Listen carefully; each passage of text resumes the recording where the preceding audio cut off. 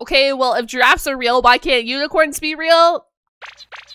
Well, hello and meowdy YouTube! We're back with what dinosaurs actually look like. Yes, we are back with more dinosaur content. This is a brand new channel I'm bringing here to my channel. Kurzgesagt. Sorry if I mispronounced that, but I'm super excited. It's a full animation team that does sciencey videos, so it's right up our alley. And hi, hello, if you're new here, I stream on Twitch, so if you want to catch me live, if you want to catch some live reactions, or see me game, or hang out with my community, make sure you check out the Twitch. It will be linked down below, and let's dive on into the video. Let's basically see the before and after picture of some dinosaurs. The past is a vast and mysterious land that begins at the Big Bang and ends in the present, expanding with each passing moment. Oh, that's cool. It's the home of everything that came before. The key. That's like such a cool timeline of the world. To understanding our present. Here, we find the most amazing creatures to ever roam our planet. Hundreds of millions of species so diverse that our imagination cannot do them justice. Unfortunately, the past carefully guards its secrets. While there are a lot of things about the past we know, there are way more things we know we don't know. And worse, there are probably even more things we don't even know that we don't know about. Or there's things that we know and we get incorrect, and then we don't know it's correct until like years and years later. I think this is such the fascinating part about science and like finding fossils and finding history records and all that, is you can find them, but then you have to piece them together. His animation style is beautiful. Like, this channel is beautiful.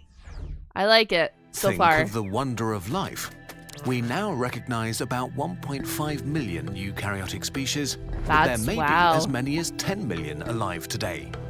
And although we are adding some 15,000 new species to our collective knowledge each year, the vast majority of life on Earth is still undiscovered. This is just what is around today. An estimated 4 billion species emerged on our planet in past eons. But at least 99% of them died out. Holy! So we have 4 billion, 99% of them dead. The next question is, how much of the dead do we know of today? Have we discovered today? Holy, bro, nature is such a beautiful thing. I love it. Before humans spoke the first words. The vast majority of all the different species that ever existed are so utterly deleted that they have become part of the unknown part of the past, lost to us forever. Or are they? Could we use science and imagination to glimpse a shadow of the unreachable past? Let's start with what we do know. To learn about creatures of the past, we need fossils. Any sort of remains preserved from past geological ages. Bones or shells, impressions or imprints, things preserved in amber. And look at all the different avenues of past records you can get. Like you said, fossils, impressions, amber. Like, it's so beautiful. I know some of you guys are watching this and you're like, wow, no, science is beautiful. Science is wonderful, guys. We love it. The totality of all fossils on Earth is called the fossil record, and it's the most important window on the past we'll ever have. For a dead animal to fossilize, a number of things must go just right. The right environment, timing, and conditions. Everything. And then the fossil needs to survive for millions or hundreds of millions of years, and then get back to the surface, and then be discovered before natural processes dissolve it. So it... Not him saying sheesh. That's the thing is too, that you have to find the fossils before, you know, they do get wrecked again or they do get lost again to do with natural disasters. It's kind of a miracle that we have what we have and know what we know. Take the dinosaurs, since they were one of the largest and most successful groups of animals for some 165 million years, and are also a lot of fun to animate. What were they really like, and what are we missing? In the last 200 years, we've found tens of thousands of fossils from over 1,000 dinosaur species. Oh my god, wait, look at the difference. Look at the difference. I didn't realize we found that many. I knew we found a lot, but that is like, we found a lot in recent years. That's awesome. lately, we've entered a golden era of discovery, and about 50 Oh my gosh, wait, this is 2020. I wonder if we're still on track record of finding a golden era of species. Oh my gosh, time to go do research. new dinosaur Okay. species are discovered each year, That's expanding awesome. what we know and what we know that we don't know about them, which is amazing. But it also makes us aware of all the things lost to the past forever. Sadly. Imagine if we took all the animals that lived in the last 50 million years and randomly chose 10,000 individuals from 1,000 species to fossilize. Think about all the things that would be missed or that seem too weird to be true.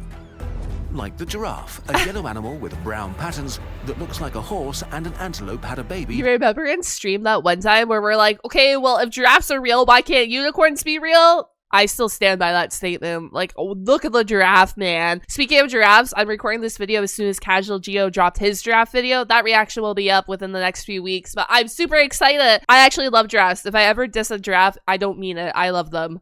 With a long neck and two tiny hairy horns. How many dinosaur giraffes were there?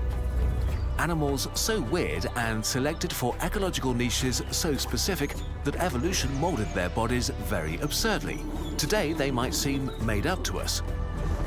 We know a lot of species Oh my are lost gosh. forever just because of the environment they lived in. Sadly. For example, lush jungles basically prevent fossilization, as the chances that an animal will be buried here are low. Sad. Countless scavengers of all sizes break down freshly deceased animals extremely quickly, and the soil is often so acidic that bones are dissolved. And so fossils of dinosaurs from jungles are And the thing is, too, the jungles, I should say, normally a jungle biome, like we're playing Minecraft. Sorry. Normally a jungle habitat has some cool, like, has some cool creatures. Like, look at the Amazon, look at the rainforest there, look at, like, the Daintree rainforest over in Australia. Like, there are some hella cool species, especially, like, micro species within these areas. Just picture millions of years ago how, like, just picture, like, dinosaur species of the jungle, they would have been so freaking cool. Not like dinosaurs are cool to begin with. Every single dinosaur is cool to begin with. But some, you know, there's some that outshine the other on the cool factor, and we're missing so much. non-existent. Today, half of all known species live in the few remaining rainforests Holy. that only cover 2% of Earth's landmass. Wow. Millions of years ago, when dinosaurs roamed Earth, jungles covered much more of the planet. So, besides some insects and other small animals trapped in amber, there should be millions of species that emerged and vanished Aww. without leaving any trace. Trapped deep inside the unknown. But just in general, biology trips us up. Look at your body. It's Yes. mainly squishy, gooey, soft stuff, which does not preserve well. What remains the longest are the crystallized parts of your bones, and so most dinosaur fossils are bones or teeth, usually fragments, not entire skeletons. This means that almost all boneless or shellless animals are practically wiped from the fossil record. Sad. If Bro, we take a look, I didn't think this video was going to be so sad. It's always sad to think about. I know some people do not give an F. They're like, yeah, whatever. I don't care about the previous record. You know what? Cool. Cool that you don't care. We care here, though. Like, fascinating. look at the stunning diversity of weird animals like worms, jellyfish, and slugs Aw. alive today, we can only speculate what we are missing. Bro, Although they have some cool looking sea slugs out there too. Like the species alive today. Did I tell you guys this? I went to like a sea slug lecture. It was like an hour lecture and just of like species of sea slugs. Bro, it was fascinating. There's so many cool looking ones out there. Thankfully, many mostly soft and gooey species also left us an incredible diversity of shells that tell us an amazing amount about our past, so at Nice. least we have that. Still, when we think about all the boneless species that may have existed in the last 500 million years, even our best attempt at imagining them falls short. But it's not like reimagining something based on its bones is straightforward, and so the way we envisage what dinosaurs actually looked like has changed a lot in the last few years. In the past, many illustrations had a bony, minimalistic look with a toothy grin to signify fierceness and danger. But if we draw today's animals in a similar way, based on their skeletons, just for the fun of it, we get the most bizarre creatures. Elephants, swans, and baboons that look like monsters right out of nightmares. I mean, some of our species today have some wild-looking skeletons. That is correct. If you look at like a swan skeleton, they do be kind of looking a little wild. Similar to animals today, we should imagine dinosaurs with much more soft tissue, fat bellies or chests, weird soft parts like skin flaps, lips and gums, and just more pronounced features that would now it looks like a freaking monster from Monster Hunter. make them seem like much more pleasant fellows. Some soft features actually leave distinctive traces on bones that we can look for in the skeletons of extinct animals, which is where today's animals with similar features are really helpful. It's a similar story with colors.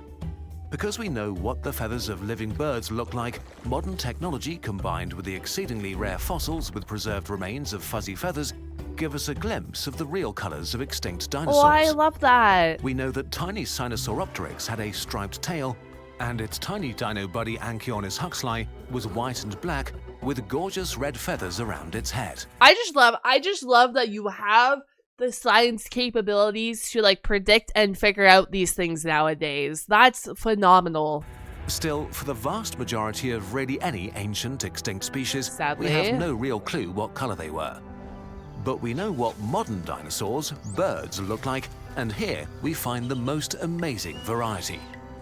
So some dinosaurs will have tried to blend into the background, while others might have fielded aggressive color schemes to attract mates or to appear dangerous. Some might have had impressive decorations or colorful beaks. Some may have been striped or patterned. Similarly, we don't know that much about dinosaur behavior, although once again we can draw conclusions from existing animals. For example, even apex predators like lions spend a lot of their time lying around and cuddling and licking each other and playing. Why would dinosaurs be so different? When we first found the skull of T.rex... It's kind of cool. It's kind of cool to think that we can, you know, compare our modern day animals to historic animals. Is it going to be 100% accurate? No, right? Like, just no. It's really hard. But it gets you, like, thinking and kind of gets you on, like, the right... almost like the right, not mindset, but wavelength, and you are able to discover, and like what they're doing right now, they're trying to do like similar behaviors of similar groups of animals. Its mighty teeth, and probably the strongest bite of any land animal ever, we imagined a fierce and stupid beast. But modern scanning technology has revealed that T.rex had a larger brain-to-body ratio than some earlier giant meat-eaters. And it probably had very sharp hearing, vision, and a sense of smell, and was in all likelihood not a stupid animal. So maybe T.rex was a cuddly fellow that spent a lot of time playing around or impressing potential mates when it was not hungry. Likewise, while their horns and shields might have made ceratopsids appear to be natural-born fighters, they were probably much more than that. Based on the behavior of modern animals and the complex dances some have to go through to mate, maybe their shields were amazingly... Oh my gosh! Oh, I'm just trying to picture the dinosaurs doing their mating rituals. You know, like a peacock when they like put up their feathers and they start dancing, and then you have like cardinals who do their little silly dances. Like, there's a whole bunch. If you guys go diving, go look at the mating dances of birds. I don't know if that's up your alley, but like, they're fascinating. They are fascinating. Every bird has like their different way of mating or doing a mating call. They all have these fun, like, cool dances they do. I would suggest you look at them if you haven't looked at them. And there's some very unique ones. And now I'm just picturing the dinosaurs doing it, and this video is amazing. I love it. Yes. It does to its mates like many birds do today. How intensely amazing these creatures must have been. And what a loss it is to us that we don't get to experience them firsthand. Oh my goodness. What an even greater loss that there is so much we will never know about them, and even more tragic, it is all tragic. the absurd and beautiful beings that disappeared without a trace. But such is life. Time marches on without any concern for our feelings, and the past expands with every moment that passes. Most wild animals alive today will in all likelihood not leave fossils behind and also just disappear forever. We can do something about that though. Instead of accelerating the extinction we are witnessing, we could become the guardians of life and preserve it where we find it. Heck yeah. If possible in the wild, if not then in museums, movies and in our minds. Especially Because like as media, amazing yes. as our imagination is, and as fascinating to think about the animals that are part of the unknown, it is even better to witness them in the present.